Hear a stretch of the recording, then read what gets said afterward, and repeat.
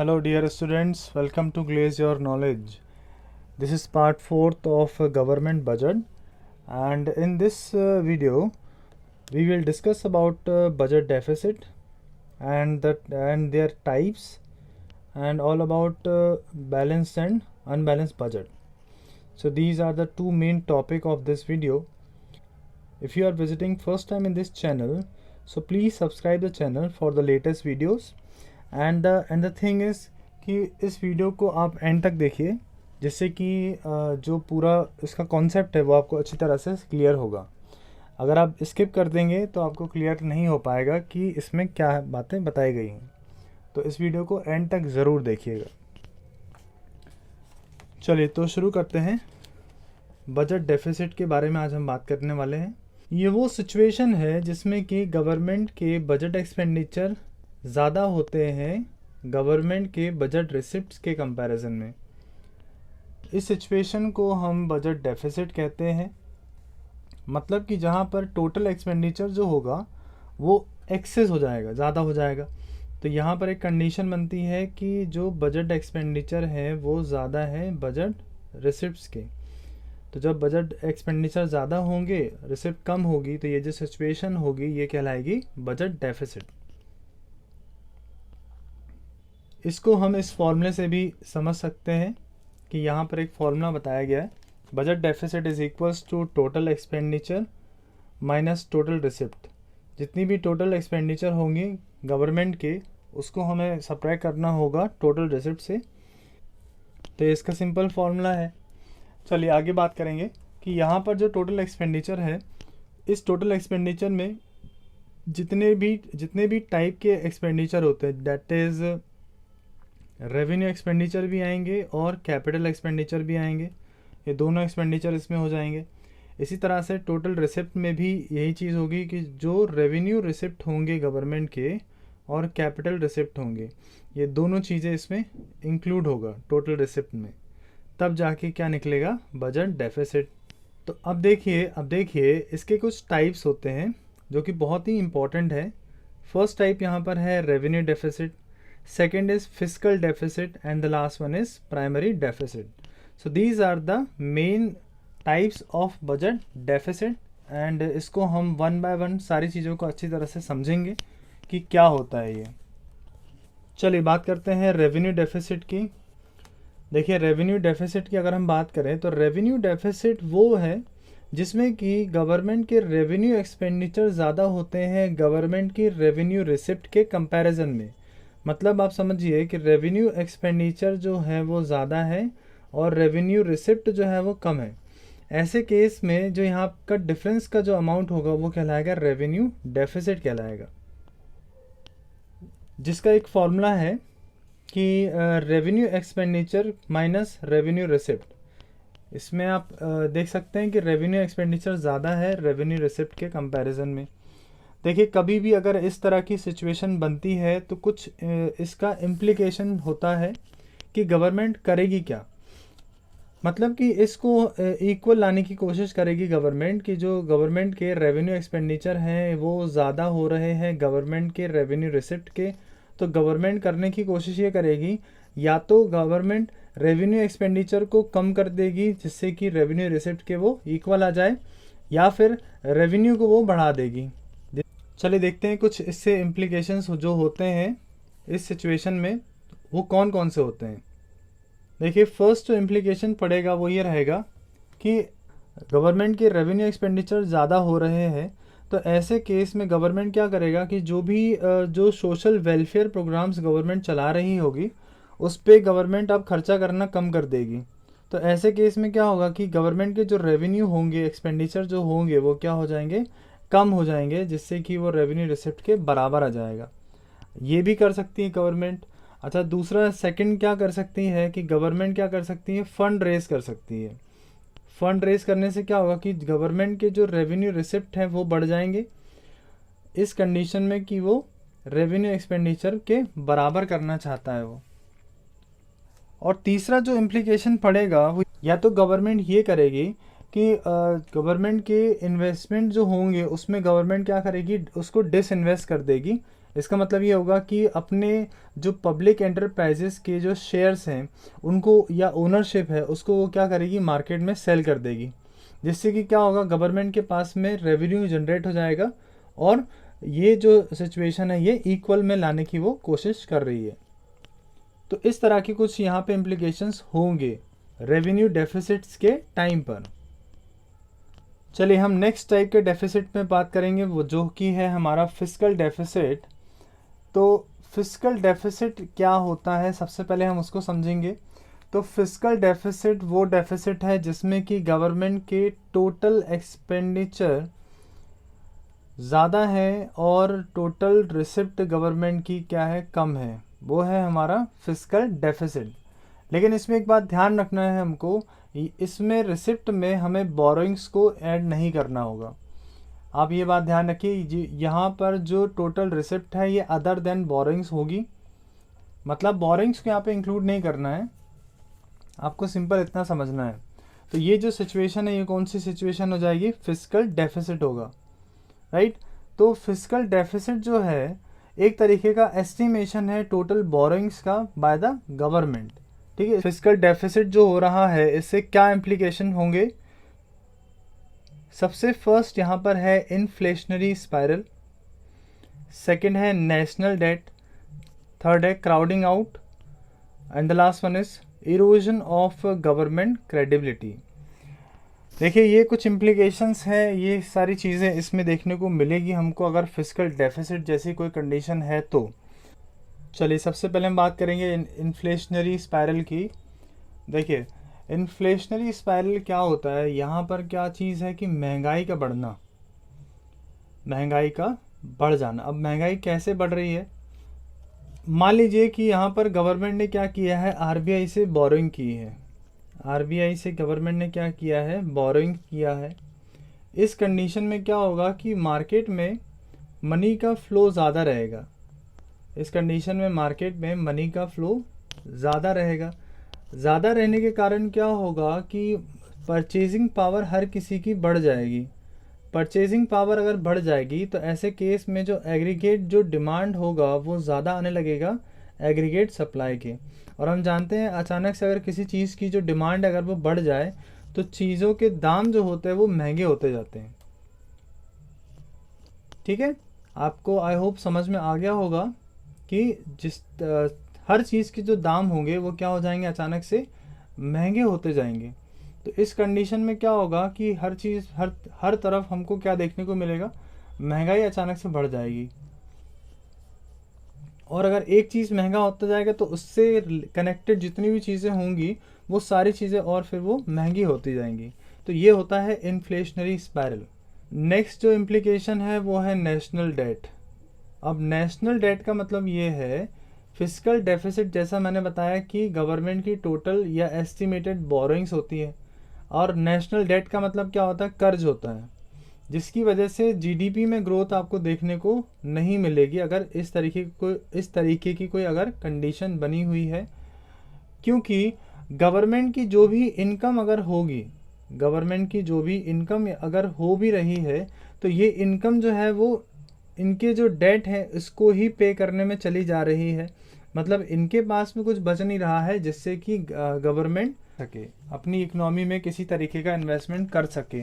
क्योंकि वो क्या करेगा, उसको जो भी इनकम मिल रही होगी ना, तो वो क्या करेगा, उस इनकम से अपने जो पुराने जो डेट होंगे उसको वो पे करेगा। तो इस ऐसे कंडीशन में गवर्नमेंट के हाथ में कुछ पैसा बच नहीं रहा है तो वो इकोनॉमी में इन्वेस्टमेंट होगी नहीं। अगर ऐसा नहीं होगा तो क्या होगा कि जीडीपी ग्रोथ आपको देखने को नहीं मिलेगी यहाँ पर। तो ये एक इम्प्लीकेशन है इसका फिस्कल डेफिसिट में। अगला जो इम्प्लीकेशन है वो है क्राउडिंग आउट। देखिए क्या होता है कि अगर फिस्कल डेफिसिट हाई रहता है तो इससे क्राउडिंग आउट का इफ़ेक्ट आता है। ये ऐसी सिचुएशन है जब गवर्नमेंट की जब बोरिंग्स बहुत ज़्यादा होती है तो ऐसे केस में गवर्नमेंट के पास में फंड अवेलेबल नहीं रहता है जिससे कि वो प्राइवेट इन्वेस्टर्स पे इन्वेस्ट कर सके। तो इससे इम्पैक्ट क्या पड़ेगा पूरा कि ओवरऑल जो इन्वेस्टमेंट होगी हमारे इकोनॉमी में वो क्या हो जाएगी, रिड्यूस हो जाएगी। ये एक इम्प्लीकेशन बनेगा। फिर नेक्स्ट जो इम्प्लीकेशन है वो है इरोजन ऑफ गवर्नमेंट क्रेडिबिलिटी। देखिए क्या होगा कि जितना ज़्यादा हाई फिजिकल डेफिसिट रहता है किसी भी गवर्नमेंट का, इसका मतलब क्या है, उस गवर्नमेंट के ऊपर बहुत सारा बोरिंग्स का बर्डन है, जिसके कारण क्या होता है गवर्नमेंट की जो क्रेडिबिलिटी होती है वो घट जाती है। ठीक है, तो यहाँ पर अगर जितना कम क्रेडिट रेटिंग जाता है उतनी ही प्रॉब्लम यहाँ पर फेस करने को मिलती है गवर्नमेंट के लिए, गवर्नमेंट को। क्योंकि क्या होता है कि आप क्या कर रहे हो, आप हर जगह से आप क्या कर रहे हो, क्रेडिट ले लिया आपने हर जगह से।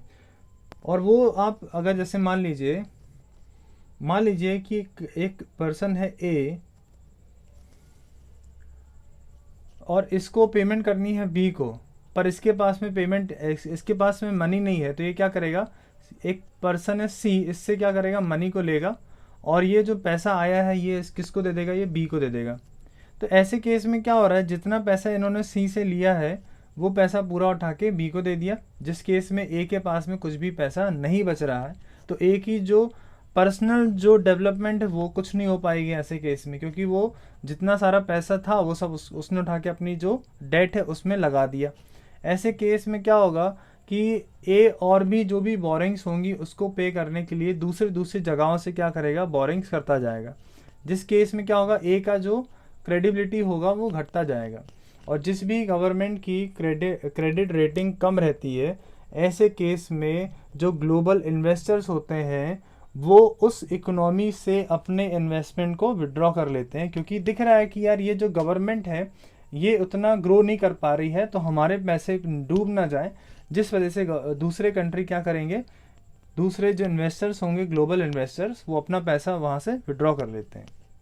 तो आई होप आप समझ गए होंगे सारी चीज़ें। Okay, now the next type of deficit is primary deficit. देखिए प्राइमरी डेफिसिट वो डेफिसिट है जिसमें कि गवर्नमेंट की जो नेट बोरिंग्स होती हैं केवल वही चीज़ें बताई जाती हैं। मतलब कि आपको ये देखना है कि गवर्नमेंट के जो इंटरेस्ट पेमेंट होते हैं इसको हमें क्या करना है, फिस्कल डेफिसिट से हटा देना है। तो फिस्कल डेफिसिट जो भी होंगे गवर्नमेंट के, इसमें से हम क्या करेंगे, जितना भी इंटरेस्ट पेमेंट होगा उसको हम माइनस करेंगे, तो क्या आ जाएगा, प्राइमरी डेफिसिट आ जाएगा। मतलब एक डिफरेंस है फिस्कल डेफिसिट और इंटरेस्ट पेमेंट के बीच का। अब ये जो इंटरेस्ट पेमेंट की जो बात की जा रही है ये है क्या, तो देखिए गवर्नमेंट ने अगर कहीं से मान लीजिए लोन लिया है, ठीक है ना, तो इस लोन पे गवर्नमेंट को क्या पे करना पड़ेगा, इंटरेस्ट भी पे करना पड़ेगा। तो हम यहाँ पर ये देखेंगे कि लोन का अमाउंट एक्चुअल में कितना है, उसको निकालने के लिए अगर इसमें कोई अगर इंटरेस्ट इंक्लूड है तो उस इंटरेस्ट को हम क्या करेंगे, इससे हटा देंगे, तो हमें नेट अमाउंट पता चल जाएगा कि गवर्नमेंट के ऊपर कितना लोन है। इंटरेस्ट को एक्सक्लूड कर देते हैं, यहाँ पर हम इंटरेस्ट को एक्सक्लूड कर देते हैं। तो इसके पहले जो हमने अभी बात की थी फिस्कल डेफिसिट, ये वो है जिसमें कि गवर्नमेंट के लोन्स भी होते हैं, साथ में इसमें इंटरेस्ट भी ऐड होती है। तो इंटरेस्ट मिला करके जो अमाउंट बनता है that is called fiscal deficit. लेकिन अगर हम प्राइमरी डेफिसिट में आ जाएं तो प्राइमरी डेफिसिट में सिर्फ इतना करना है आपको कि जो इंटरेस्ट इसमें जुड़ा हुआ है इस इंटरेस्ट को हमें निकाल देना है। तो जितना भी इंटरेस्ट होगा वो अगर हम निकाल देंगे तो जो नेट अमाउंट बचेगा वो हमारा क्या होगा, प्राइमरी डेफिसिट होगा। आई होप आप समझ गए होंगे प्राइमरी डेफिसिट के बारे में। एंड द इम्प्लीकेशन इज कि इसका इम्प्लीकेशन ये होता है कि देखिए जो प्राइमरी डेफिसिट है वो केवल ये बताता है कि गवर्नमेंट के जो करंट ईयर के जो एक्सपेंडिचर है वो ज़्यादा है गवर्नमेंट के करंट ईयर के रेवेन्यू के कंपैरिजन में। ठीक है, तो ये इंफॉर्मेशन हमको मिलती है प्राइमरी डेफिसिट से। आई होप आप समझ गए होंगे। तो ये थे हमारे टाइप्स ऑफ डेफिसिट जो कि आपको जानना बहुत ज़रूरी है आपके लिए कि क्या क्या चीज़ें इसमें होती है। चलिए अब हम आगे बात करेंगे, एक बहुत ही इंपॉर्टेंट टॉपिक है ये, जो कि है balanced and unbalanced budget. Right, तो यहाँ पे बजट जो है अब कैसा बजट आने वाला है, ये है बैलेंस और अनबैलेंस बजट है। चलिए सबसे पहले हम बात करेंगे बैलेंस बजट की। बैलेंस बजट क्या होता है, देखिए नाम से ही आपको क्लियर हो रहा है कि यहाँ पर बैलेंस्ड वर्ड लिखा हुआ है। तो इसका मतलब क्या है कि गवर्नमेंट के जितने भी रिसिप्ट्स हैं वो किसके इक्वल हैं, गवर्नमेंट के एक्सपेंडिचर के इक्वल हैं। तो जहाँ कहीं भी इस तरह की सिचुएशन आपको देखने को मिलेगी वो चीज़ क्या कहलाएगा, बैलेंस बजट होगा। कि गवर्नमेंट के जितने भी टोटल एक्सपेंडिचर है वो किसके इक्वल है, गवर्नमेंट के रेवेन्यू के अगर इक्वल है तो ये क्या है, बैलेंस बजट है, सिंपल है। Okay, so it is that budget in which government receipts are equal to government expenditure. ये वो बजट है जिसमें कि गवर्नमेंट के रिसिप्ट किसके इक्वल होते हैं, गवर्नमेंट के जितने भी टोटल एक्सपेंडिचर होते हैं उसके बराबर होते हैं। तो जहाँ पर भी ये दोनों चीज़ें कैसे हो जाती हैं, बैलेंस हो जाती है, इस टाइप के बजट को हम बैलेंस बजट बोलेंगे। बड़ा सिंपल सा था, ठीक है। इसी तरह से अनबैलेंस बजट भी होते हैं। अब ये अनबैलेंस्ड बजट जो होता है ये दो टाइप का हो सकता है। सबसे पहले तो आप ध्यान से समझ लीजिए कि अनबैलेंस का मतलब क्या है।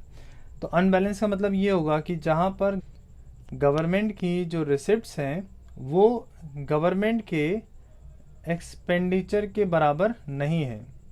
गवर्नमेंट की रेवेन्यूज़, गवर्नमेंट की रिसिप्ट्स गवर्नमेंट के एक्सपेंडिचर के बराबर नहीं है, ऐसी कंडीशन में इसको बोलते हैं अनबैलेंस बजट। अब कुछ भी हो सकता है दोनों में से, कि या तो गवर्नमेंट के रिसिप्ट ज़्यादा होंगे, गवर्नमेंट के एक्सपेंडिचर कम होंगे तो भी अनबैलेंस है, या फिर गवर्नमेंट के एक्सपेंडिचर ज़्यादा है और गवर्नमेंट के रिसिप्ट कम है तो भी अनबैलेंस है। तो दोनों ही केसेस किस में आ जाते हैं, अनबैलेंस के केस में आएगा। तो देखिए इसके कुछ टाइप्स होते हैं जिसको हम डिस्कस करेंगे अभी। तो फर्स्ट टाइप है यहाँ पर सरप्लस बजट, जो कि अनबैलेंस बजट का ही एक टाइप है। तो सरप्लस बजट वो बजट होता है जिसमें कि गवर्नमेंट के जो एस्टिमेटेड रिसिप्ट होती है वो क्या है, ज़्यादा है किसके कंपैरिजन में, गवर्नमेंट के एस्टिमेटेड एक्सपेंडिचर के कंपैरिजन में। आई होप क्लियर हो रहा होगा आपको कि यहाँ पर जो रिसिप्ट है वो ज़्यादा है एक्सपेंडिचर के। तो ऐसे कंडीशन में ये इस टाइप का जो बजट होगा ये क्या कहलाएगा, सरप्लस बजट कहलाता है। और जो नेक्स्ट जो टाइप है बजट का वो है डेफिसिट बजट, जिसमें सरप्लस बजट का ऑपोजिट होगा, जहाँ पर गवर्नमेंट के एस्टिमेटेड जो एक्सपेंडिचर होंगे वो ज़्यादा होंगे गवर्नमेंट के एस्टिमेटेड रिसिप्ट्स के। ठीक है, गवर्नमेंट के एस्टिमेटेड एक्सपेंडिचर ज़्यादा है गवर्नमेंट के एस्टिमेटेड रिसिप्ट से। तो ये दोनों कंडीशन यहाँ पर हो सकती हैं, इसलिए इनको अनबैलेंस बजट में काउंट किया जाता है। आई होप आपको अच्छी तरह से क्लियर हो गया होगा। सो यहाँ पर हमने इस चैप्टर को कंप्लीट कर लिया है। इसके बाद हम नेक्स्ट वीडियो में मिलेंगे आपसे। अगर आपको कोई डाउट है या आपके कोई सजेशंस हैं तो वो आप मुझे कमेंट बॉक्स में बता सकते हैं। और अगर आपको वीडियो पसंद आ रहा है तो वीडियो को लाइक, शेयर एंड चैनल को ज़रूर सब्सक्राइब करिए आगे के वीडियोस के लिए। चलिए मिलते हैं नेक्स्ट वीडियो में। Thank you so much.